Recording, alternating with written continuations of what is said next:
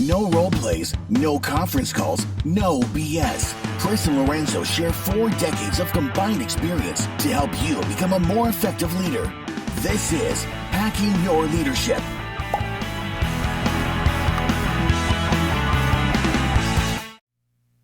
Welcome to Hacking Your Leadership. I'm Chris. And I'm Lorenzo. And Lorenzo, on this episode, we're going over part 2 in this 5-part series on leadership trends that are affecting successful leaders in 2024 and beyond. This is an article written by Brent Gleason and Matthew Leinig. They are retired Navy SEALs, and if you didn't listen to last Monday's episode talking about adaptive leadership, please go back and do so. On this episode, we're talking about number 2 of these 5 leadership trends. This is the emphasis on emotional intelligence, and again, this is one of those ones that I like that. I like that it is kind of evolving into this discussion on emotional intelligence and not just empathy. We've talked about, leaders have to have empathy for a long time, but emotional intelligence is far broader than just having empathy, because emotional intelligence is if you don't know, there's too much and there's too little. There's a sweet spot when it comes to emotional intelligence to be an effective leader. And there are people with too little emotional intelligence, and there are people with too much emotional intelligence, and neither is very effective as a leader. You have to have that balance. Yeah, I agree. I think it's something that really considering and understanding the expectations of how you connect with people, what they need from you as a leader, and how people really want to make sure that you're being authentic and that you're truly able to connect with them in a way that has them seen, felt, and heard, I think is so much more than just saying like you have empathy for someone, but actually to have emotional intelligence and to understand how to have the conversations, how to know when to show empathy, or when and how you should be able to have a conversation with someone where you can clearly help them get through what they're going through, but at the same time provide them with the resources that are necessary. Because I think like that to me is kind of where I see sometimes the empathy and emotional intelligence piece. You said a little bit earlier, like it can be way too far one way or the other, but truly being in the middle means like, no, I hear you. I'm taking my time to give you my attention. I completely want to make sure that you feel supported. Also, I'm going to make sure that you have the resources that you need to support you, because I'm not that, right? Like I think like that to me is a lot of space where leaders who I think truly show emotional intelligence understand how to navigate those waters. That can be really difficult for a lot of leaders. Right. So I'll give a great real world example here. I've been married for 17 years, and at the beginning of my relationship with my wife, the tendency for I think myself, and I think for a lot of other people, could be when you hear a problem articulated as far as not with you, but a problem that your significant other is going through, the natural tendency is going to be, okay, that means that they are asking me to solve this problem. And you go in and you try to solve it, and when you start to realize that is not working, because it's not actually that they want that problem solved in the moment. They just want you to listen to them talk about it because they're working through it on their own. They're trying to figure out how to solve it on their own. And you'll know when they want you to actually solve the problem versus when they just want you to be an ear. Getting to know that balance and knowing when you're supposed to solve a problem versus just being an ear, that's emotional intelligence. You can have great problem solving skills, and then when what is being asked of you is to solve a problem and you apply that, that's great, and you'll succeed there. And when you're just being asked for empathy, or you know how to show empathy on something, that's great also if that's all that's being asked of you. But sometimes if you are just there as an ear to listen and to show empathy and to say, we'll get through this together, and what they're asking for is to actually have you solve the problem, then that's not going to go over well either. So it's not an all or nothing thing. Emotional intelligence is knowing when to apply one skill versus another based on what you can read and know of when it comes to the person and the individual that you're having, that you have this relationship with. And it applies in interpersonal relationships, regardless of it's romantic or in business or in friendships. Having that emotional intelligence, people who have the right level of emotional intelligence are the ones that become magnets for other people, because people want to feel, they want to feel seen and heard and understood.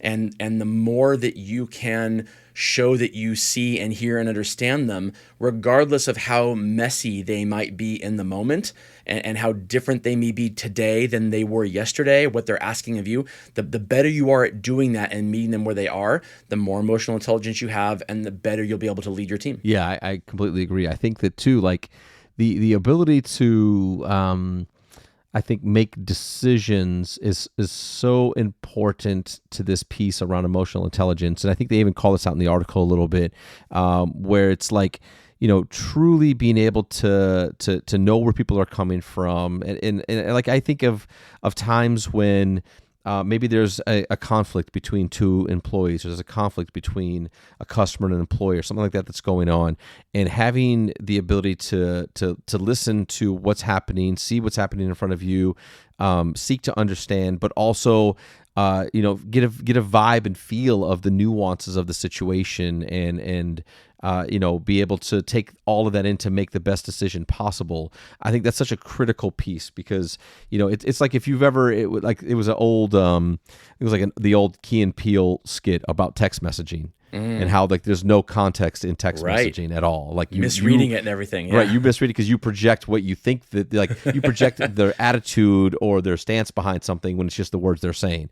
And I think that can happen a lot too with leaders who don't have the emotional intelligence to really be able to read the room, to be able to take in how somebody is feeling about what's going on, both like emotionally, but also like like over the history of maybe interactions they've had with this person. Like, there's so much to kind of take in and to pick up on, and a leader with an emotional intelligence will take the time to slow down a little bit and say, like, well, tell me some more about that, or help me understand, or give me some more clarity here, because you're picking up these little subtle cues that will be helpful in getting you down the path of making the best decision.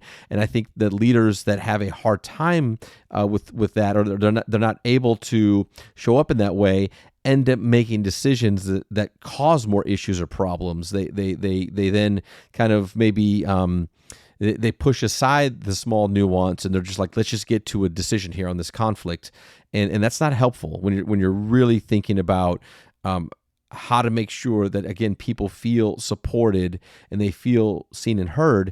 I've had plenty of times where I've had to make a decision, and it wasn't the decision that person wanted me to make, but through dialogue, through understanding, through follow-up, through communication, they understood why that decision had to be made that way, and they understood that it wasn't personal, and they understood that they were brought in, that they were seen and they were heard, but that this is where it had to go. And so I think that, like, that's such an important piece of making sure that people will continue to help push the culture forward and show up in a way that's productive and positive. Right.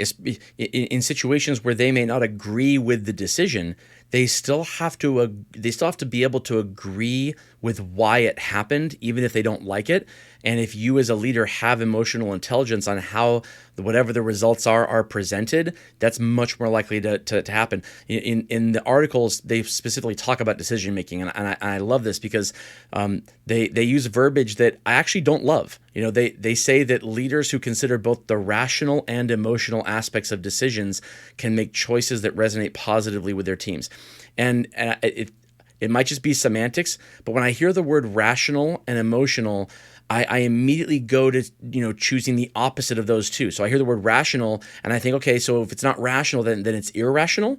I don't like equating these things from a standpoint of creating this dichotomy of where one has this inherently positive connotation and one has inherently negative connotation. I prefer words like, leaders who consider both the black and white and gray aspects of decisions, right? So, because some things are black and white and some things are gray, and one is not right and the other wrong. It's they're both needed. And so this idea of only looking at things through a black and white lens, you're going to miss a whole lot.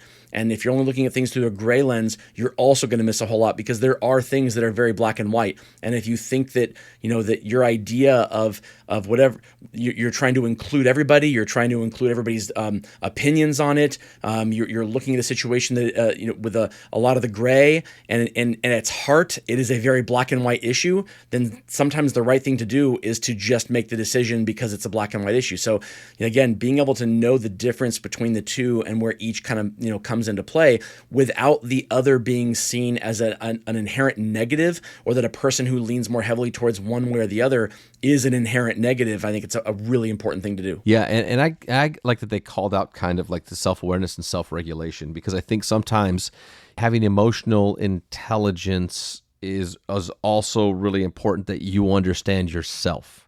And that you are aware of how you see things, your strengths, your weaknesses, your emotions, and that you're able to regulate those when you're in these situations. Like, I think it's such an important piece of that, because I hear it's interesting, because a lot of times when you hear certain kind of leadership themes or trends, you kind of hear like, here's how the leader does it for others.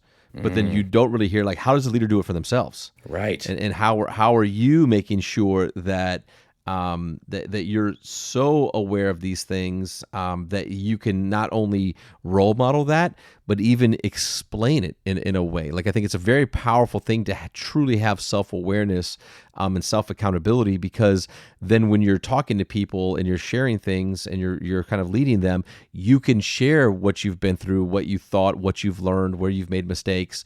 You're capable of sharing the time when you weren't able to regulate your emotions in a situation, and what that caused and what happened, and how you've been able to do that over time. Like, these things are so important. Again, not to only show emotional intelligence, but to teach it. And I think that's something that leaders, like, in the experience every day, how you make people feel. If you're truly, developing leaders, you've got to be able to also explain that and teach that to them. I love that verbiage, how others feel. I mean, how they feel, not just about themselves, but about you as a leader, is literally everything. That's what interpersonal effectiveness is. Can you make people feel good about themselves in a way where they attribute it to you a little bit, but they don't need it from you. They can do it on their own. And if you have the emotional intelligence to kind of allow people to be who they are, while also helping them understand why they are what they are and how they come from that, and if they're more likely to lean one way versus another when it comes to their decision-making process, if you can help them see that in themselves in a way that doesn't get them defensive, but gets them to realize that, oh my gosh, this is a superpower.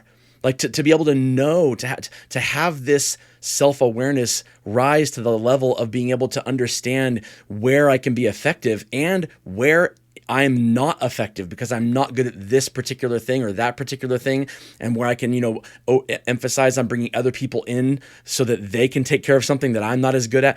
Knowing when to do that is truly a superpower, and knowing how to teach it to other people. I don't think there's anything better as a leader than seeing someone kind of grow from that standpoint. People want to learn, but they don't want to be taught. They don't want to be schooled. There's an inherent ego that comes with this, and when a person is schooling you, you're less likely to retain it because you're just focused on them, on how they're schooling you, and the ego that is involved with them doing that. Get that out of the way, and the only way to do that is, if you're a leader, to get that out of the way is to make sure that you are allowing your people to feel like they're learning something, but not that you schooled them, that you gave some tidbit of information or some context, and they were able to draw their own learnings out of it and move forward with it. That's an empowering part of the emotional intelligence required to be a leader, versus just kind of giving somebody the answer and then making them feel like, well, I guess I got the answer, but I don't feel very good about myself in doing it. Absolutely. And with that, it brings us to this episode's 1-minute hack. But first, a few words from our sponsors. All right, this episode's 1-minute hack is all about reflection. Thinking about emotional intelligence requires a lot of reflection. So think about the last interactions you've had with your people over the last 30, 60, 90 days, whether they were individual or as a team, and think about how you showed up. Did you show up in a way that invited them to participate? Did you show up in a way that placed a higher level of importance on making a situation seem like it was black and white versus kind of inviting the gray, or making it seem like there's always gray area when it should have been black and white? How was your self-awareness on the interactions you have with your people? Did you invite them to give you feedback on how you are as a leader? How did you regulate your emotions in a situation to not to let that get the better of you? Like, think about these interactions and reflect on them. This needs to be a constant part of your leadership kind of journaling and kind of daily, weekly, monthly routine, is thinking about these interactions, because you'll get better at doing the right thing in the moment if you can reflect on the times when you didn't do it well. Kind of pick them apart when they're fresh in your mind, and make sure that you're making the better decisions going forward and learning from those mistakes. Yeah, and I think too, doing the self-reflection piece also in a timely way gives you time to go back sometimes and make it right. If you make decisions that are not the best decisions, or if you reflect back on it and say, I could have done that better, I think it's super powerful to circle back around and talk to the person or talk to the team around that and around what you learned and how you got there, and whether you need to apologize for a decision, or whether you simply say, like, I want to circle back on this because, I made a decision last week or 2 weeks ago that, looking back and reflecting, I could have made a better decision had I known what I know now, or after further reflection. And again, that's such an important part of role modeling that emotional intelligence for a team, and for showing them that you understand, and that there's a grace in making mistakes or learning and growing together. But that's such an important piece of building true culture and teamwork. Yeah, you're spot on with that. Speaking of that, I want to circle back. Back in July of 2005, you and I were in a room together. No, I'm kidding.